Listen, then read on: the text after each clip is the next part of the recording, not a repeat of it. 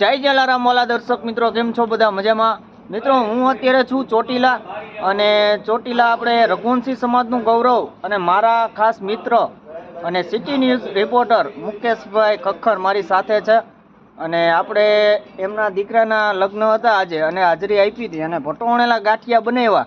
તો મુકેશભાઈ બધાના ઇન્ટરવ્યૂ લે છે, તો આજે આપણે એનો ઇન્ટરવ્યૂ લઈએ અને જાણીએ કે ગાંઠિયા કેવા લઈ ગયા. મુકેશભાઈ, ખરેખર એટલે ખરેખર એક બિરદાવા લાયક આ ગાંઠિયા છે, જે પટ્ટો વણેલા ગાંઠિયા. જો યુટ્યુબ ઉપર હું ઘણી વાર જોઉં છું, પણ આજે મેં આ ગાંઠિયા ખાધા છે. તો મેં ખાલી નામ જ સાંભળ્યું હતું.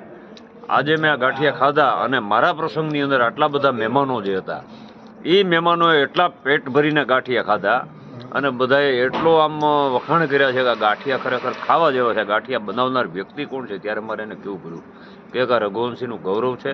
ચિરાગ ગણાત્રા કરી અને આટકોટ પાસે આવેલા નવા ગામની અંદર આ ગાંઠિયાનું એમનો બિઝનેસ છે, અને આ ગાંઠિયા ખાવા માટે ત્યાં ક્યાંયથી લોકો જતા હોય છે. ત્યારે આજે પણ મને આ ગાંઠિયા ખાવાનો મને લાવો મળ્યો છે. ચોટીલાની અંદર આ ગાંઠિયા ચિરાગભાઈ આવીને બનાવ્યા, અને મારા પ્રસંગની અંદર શોભાવૃત્તિ વધારી છે. મજા આવી ગઈ ને? ખરેખર કાકા, તમને મજા આવી ગઈ ને ગાંઠિયામાં? બહુ સરસ, બહુ સરસ. એમને કાકા, તમને? અરે આનંદ આવ્યો એમને તો પટોળેલા ગાંઠિયામાં બધાને મજા આવી ગઈ. અત્યારે 80 થી 90 મેમ્બર હશે, અને બધાએ ગાંઠિયા ખાધા અને વખાણ કર્યા. તો થેન્ક યુ સો મચ મુકેશભાઈ. થેન્ક યુ ચિરાગભાઈ, તમારા ગાંઠિયા અહીંયા આવીને બનાવો બધા.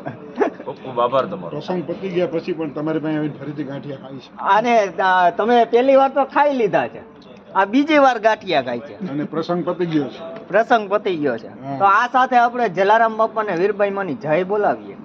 બોલીએ શ્રી જલારામ બાપાની જય, વીરબાઈ માતની જય.